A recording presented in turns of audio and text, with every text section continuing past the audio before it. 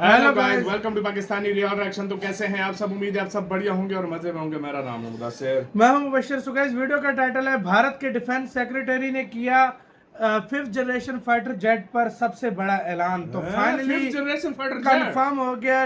Defence secretary सबसे बड़ी post होती है और इनकी जो खबर होती है हमेशा ऑथेंटिक होती है। इन्होंने कुछ ऐलान किया तो समझो पत्थर पे लकीर है। क्या सीन हुए देखते हैं, काउंट करते हैं। Ready 1 and start.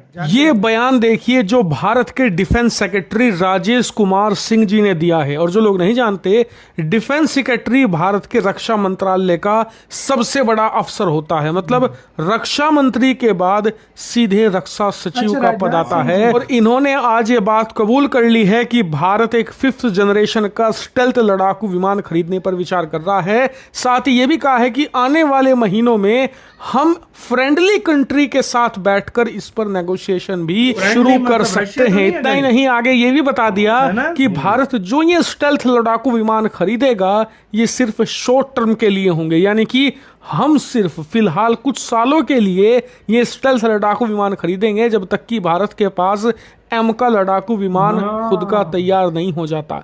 ये भी बताया गया है कि थोड़ी संख्या में खरीदे जाएंगे। उम्मीद की जा रही है कि 18 या फिर 36 की संख्या में ये स्टेल्थ लड़ाकू विमान भारत खरीदेगा। इसके अलावा डिफेंस सेक्रेटरी ने बताया कि जो भी स्टेल्थ लड़ाकू विमान हम खरीदेंगे वो एक फ्रेंडली कंट्री के साथ डील करेंगे। अब इसको लेकर स्पेकुलेशन ये चल रही है कि फ्रेंडली कंट्री कह दिया है, मतलब हम रूस का Su-57 खरीदेंगे। लेकिन अपने वक्तव्य के एंड में जो उन्होंने बात कही उसे सुनकर लग रहा है कि अब F-35 खरीदेंगे। दरअसल उन्होंने कहा कि भारत अब बहुत ही ज्यादा अल्ट्रा एडवांस ड्रोन एक्वायर करने पर विचार कर रहा है। इसके अलावा हम anti air defence mechanism America से खरीदने वाले हैं ताकि भारत का जो एयर डिफेंस सिस्टम है वो और ज्यादा रोबस्ट, मॉडर्न और टेक्नोलॉजिकली एडवांस हो जाए। और इसी को लेकर अब कहा जा रहा है कि मानो या ना मानो भारत 36 की संख्या में F-35 खरीदने वाला है। खैर जो भी हो, 1 से लेकर 2 महीना लगेगा, आपको पता लग जाएगा कि भारत F-35 खरीदेगा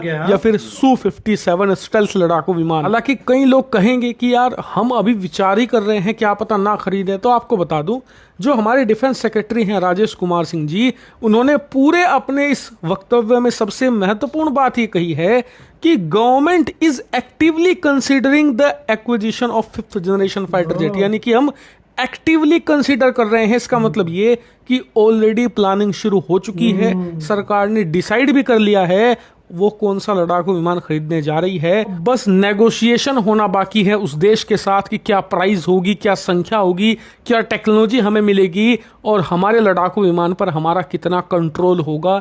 इन सब चीजों की नेगोशिएशन होना बाकी है। वरना गवर्नमेंट का इतना बड़ा अफसर जो कि रक्षा मंत्रालय का सबसे टॉप ऑफिशियल हो, वो खुले में नहीं कहता कि हम 5th जनरेशन लड़ाकू विमान शॉर्ट टर्म के लिए खरीद रहे हैं। ये ऑलरेडी तय हो चुका है।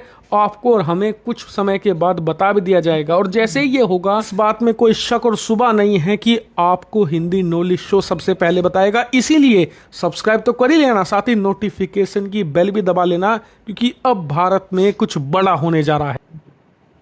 इसी के साथ यार वीडियो फाइनली वो घड़ी आ गई जिसका हर इंडियन को इंतजार था। डिफेंस सेक्रेटरी ने ऐलान कर दिया भाई। मतलब काफी टाइम से बार बार कभी क्या बोल रहे थे, कभी एम का बोल रहे थे, कभी Su-57 का, कभी F-35 का, जिसका भी बोल रहे थे, लेकिन डिफेंस सेक्रेटरी नहीं फाइनली अब पता नहीं Su-57 ले रहे हैं कि F-35 ले रहे हैं। 30 से 36 के बीच मतलब ये तैयारी लिए जाएंगे। उसके बाद इंडिया का एम का रेडी हो जाएगा वो। लेकिन ये दुश्मन पे भरम बढ़ जाएगा। दुश्मन के लिए 20 भी बहुत है, 20 भी बहुत है, क्योंकि दुश्मन चूं फिर नहीं करेगा। और स्टेल्थ से यार पकड़ा ही नहीं जाएगा तो चूं क्या करेगा दुश्मन। वही ना भाई, सीधी सी बात है। और यार नो डाउट F-35 वर्ल्ड का माना हुआ फाइटर जेट है, लेकिन उसको भी इंडिया ने डिटेक्ट किया हुआ है। खुद सोच लो उसको भी इंडिया ने डिटेक्ट किया हुआ है। टेक्नोलॉजी तो अलग लेवल की ये तो है।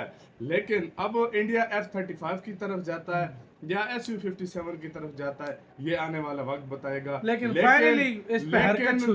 मुझे जितना लगता है इंडिया शायद इंडिया SU-57 की तरफ जाए।